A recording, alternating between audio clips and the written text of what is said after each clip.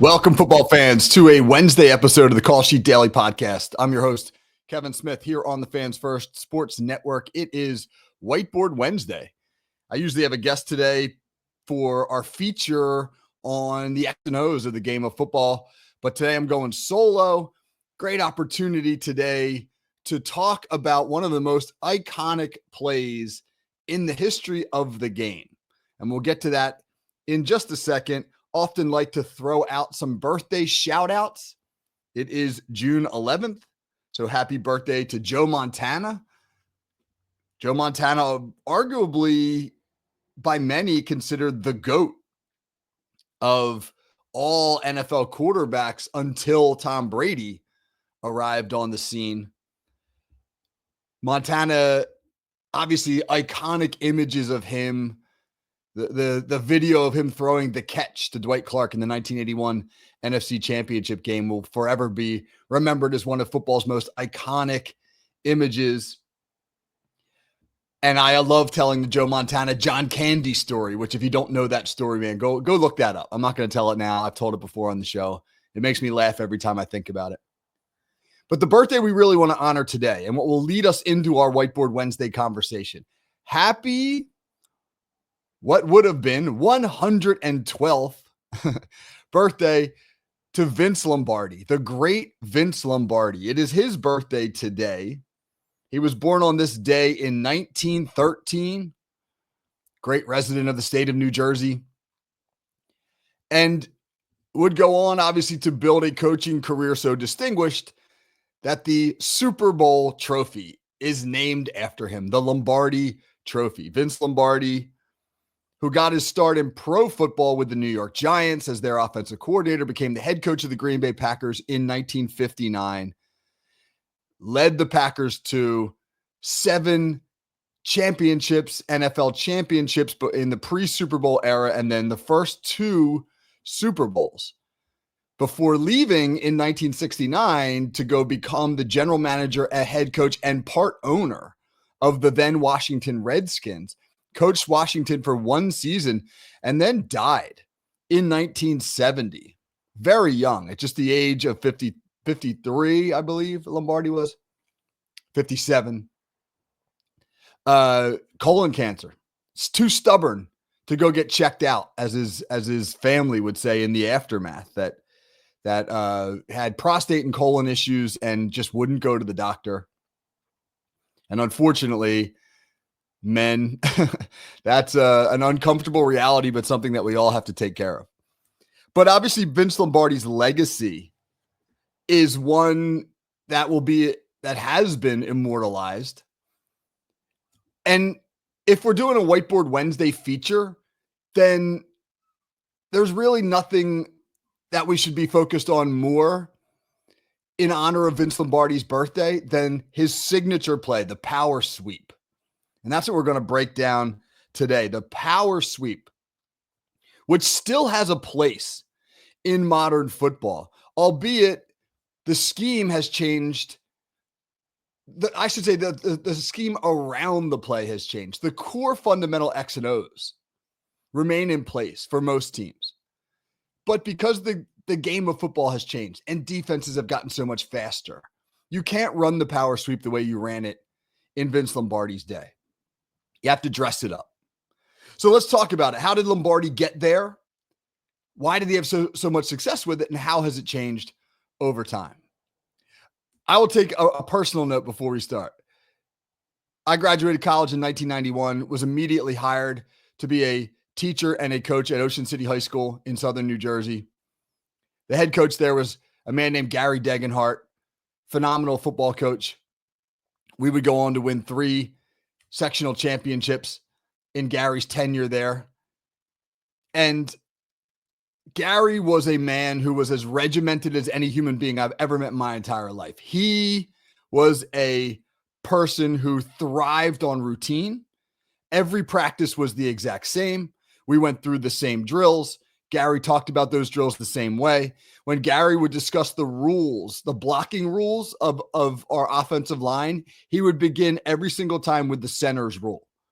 And then he would do the guards, and then he would do the tackles.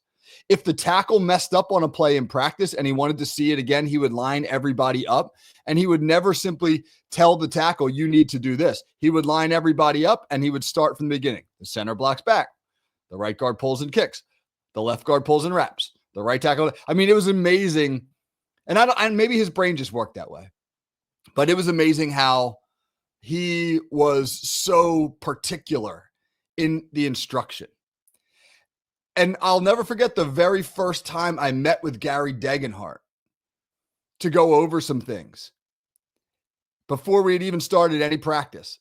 He lined up a bunch of chairs in the room that we were in, and he showed me power sweep, which in our terminology, because we were running the Delaware wing T then, was buck sweep, the buck sweep series. But I had just met this man. He called everybody handsome. And that was, kind of funny because I didn't quite know how to take that as a 22-year-old. He'd say, handsome. All right. The center blocks back, the right guard. And we were literally walking through blocking on chairs, and he is teaching me Lombardi's power sweep. And every single year that I coached with Gary Degenhart, day one install was the buck series. Fullback trap, buck sweep, play action pass off it called waggle. Trap, sweep, waggle, trap, sweep, waggle, trap, sweep, waggle. We did it so many times I could see those plays in my head over and over and over again. Where did Gary Degenhart learn that stuff? Well, he learned it from wing T coaches. Where did the wing T coaches learn it from? They learned it from the single wing coaches that emanated out of the early stages of the game. When Vince Lombardi was in college, he went to Fordham University. He was a guard, a starting guard, and Fordham at that time was a national power. Their line was known as the 7 blocks of granite. I mean, you get a nickname like that as a unit, you're damn good. The Steel Curtain, the Purple People Eaters, the Fearsome Foursome. You get a nickname as a unit, the greatest show on turf. You're excellent. And they were the 7 blocks of granite. And Lombardi was a guard, and he was 5'8" and 185 pounds, playing major college football. That'll tell you how much the game has changed. And they ran the single wing, and their signature play was power sweep. And its beauty was its simplicity. And sometimes I think that as coaches, we overcomplicate things. We get so invested in being the smartest guy on the whiteboard and want to demonstrate our knowledge of X and O's that we actually overcomplicate things that are probably better off if they're simpler and just taught to perfection. And what Vince Lombardi learned at Fordham was that this fairly simple play, which started with down blocks or man blocks at the point of attack, the tight end and the tackle to the play side, needed to be able to control their immediate defenders, whether they were blocking down on them or blocking on. They needed to win one-on-one blocks. And then the guards would both pull. The lead guard, the play side guard would wind up kicking out whatever defender was in the alley. Back then they called it an outside linebacker. Today that could be a nickel or a strong safety. And the backside guard would wrap around for the front side linebacker.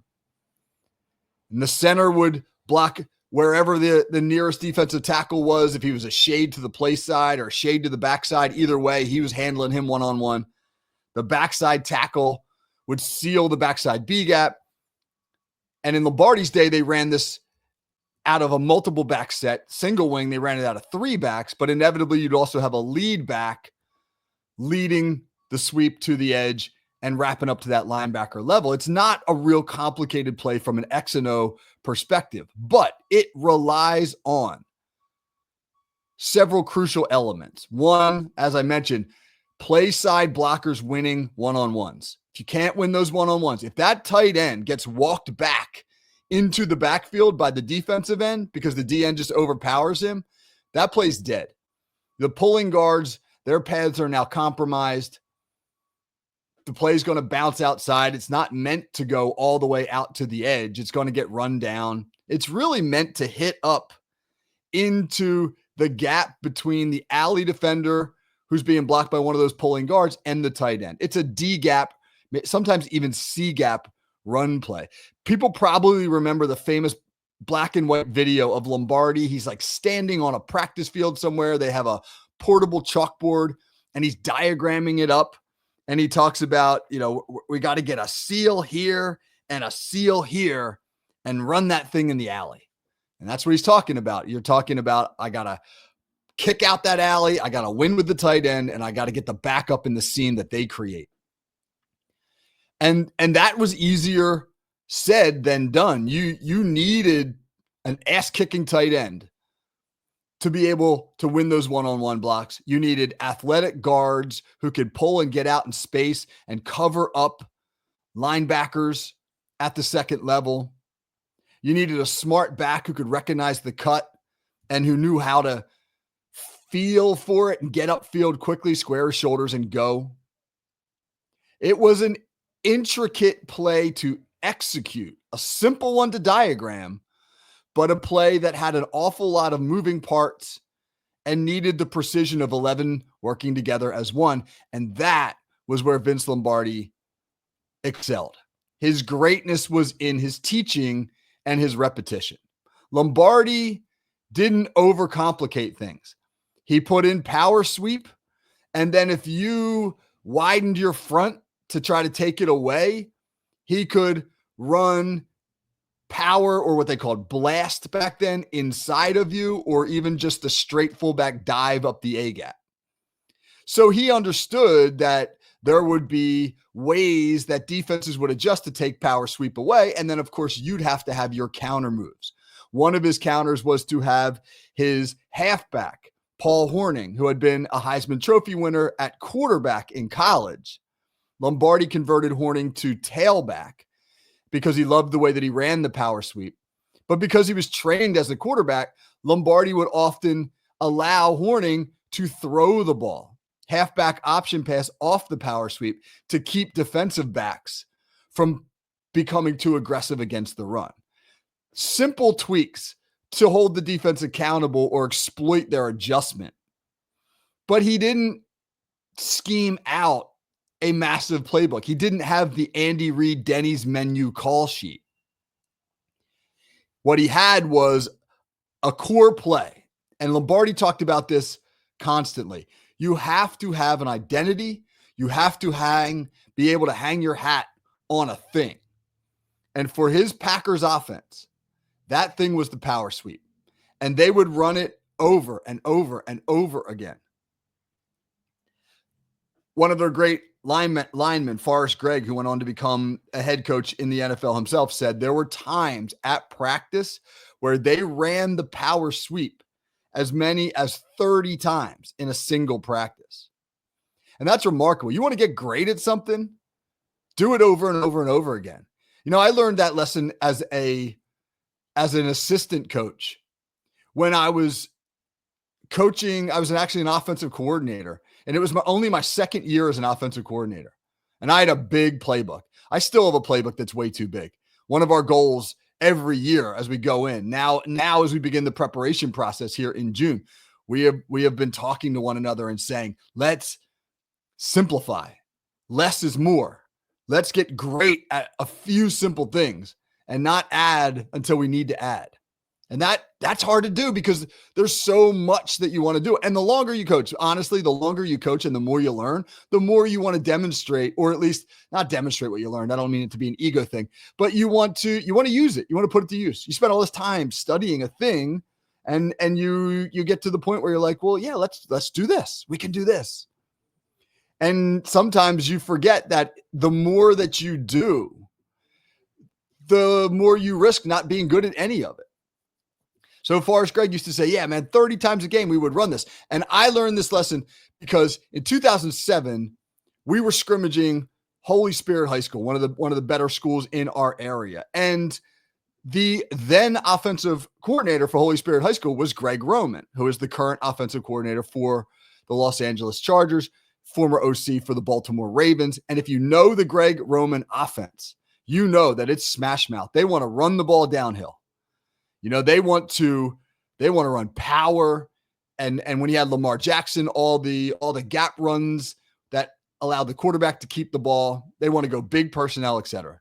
And Greg Roman had been coaching in college in the NFL, and he'd gotten fired, and he took a year and he went back to his high school, Holy Spirit, and he coached there that year. And we scrimmaged Holy Spirit. And in that scrimmage, if Holy Spirit ran 30 plays, they ran some version of power on at least 20 of them, and probably more. They ran power from every conceivable formation. They ran it with motion. They ran it with the quarterback. They ran it with the running back. It didn't matter what they did with the window dressing. At the end of the day, they were going to block down, kick out, and run the ball in the A or the B gap. And when they didn't run power, they ran some kind of bootleg off of it, some kind of play action off it. And that was it. And I thought to myself, what's he doing? What's he doing? Why is he running this over and over and over and over and over again? It was such a stupid question in retrospect. And then like suddenly the light bulb went on, like, oh, scrimmage. It's a scrimmage. They're going to get great at this thing. And if you're watching their film and you have to play them in week 1, guess what you're preparing for? Power, power, power, power. And of course, they didn't show any of the constraint plays that they had to go with it. They didn't show counter. They ran some boot, etc. But they had an awful lot of other things they could beat you with if you overcompensated. It was an interesting lesson to learn that day, watching Greg Roman run his offense. And it's a lesson that Vince Lombardi subscribed to. Be great at a thing. Whatever that thing is, have an identity and be great at that thing. And the power sweep, if you played the Green Bay Packers in the 1960s, when they were winning the NFL championship or the Super Bowl nearly every year, was the thing that if you couldn't figure out how to stop it, you were done. And over time, defenses did figure it out. Defenses got faster. The power sweep is a slow developing play. All those pulling guards, that slow backfield action, the running back attacking horizontally before he gets vertically, and the speed of defenses would begin to limit the effectiveness of the original power sweep. But offenses are tricky. And they found ways to dress it up. Power read became one of them, where you would run not necessarily the true sweep component with both pulling guards, but a power look where a perimeter runner is attacking the edge, the quarterback is reading an unblocked defender and now making a decision whether or not he's going to give the ball on the perimeter sweep or pull it himself and run the power concept. Teams have added RPOs onto the backside of sweep. That's one of our favorite looks at Ocean City High School. We like to run the sweep concept with both guards pulling, get those linebackers flowing, get them running, and then sneak a backside receiver in behind them running a route and have the quarterback make a decision. He's going to read off that unblocked backside linebacker and make a decision as to whether or not he's going to hand the ball off to the back running the power sweep or pull it and throw it to the receiver sneaking in behind him on some kind of RPO route. Offenses and defenses are in a constant cat and mouse. And when defenses caught up to Lombardi's power sweep, offenses began then to build their response. So happy what would have been 112th birthday to one of the greatest coaches of all time, Vince Lombardi, the architect of one of football's most iconic signature plays, the power sweep, that he learned as a 185-pound guard at Fordham University in the 1930s, brought with him to the NFL as an offensive coordinator for the New York Giants in the 50s, and then became legendary running it with the Green Bay Packers in the 60s. So legendary that the Super Bowl trophy is now named after Vincent Lombardi. All right, that is our Whiteboard Wednesday show. Join me tomorrow, State of the Franchise. We're going to profile the Pittsburgh Steelers. It is been a big week for the Steelers with the Aaron Rodgers signing. I held off on doing the Steelers until there was some Rodgers news, and I'm going to have a phenomenal guest to talk about it with me, a guy who's been at Steelers minicamp for the last several days, covering the team, Nick Faribault, Steelers beat writer. He'll be on the show tomorrow to talk about what he's seen at Steelers camp and the vibe around Pittsburgh. So please join me for that show. And as always, everybody, have a great Wednesday. I'll catch you tomorrow. Take care.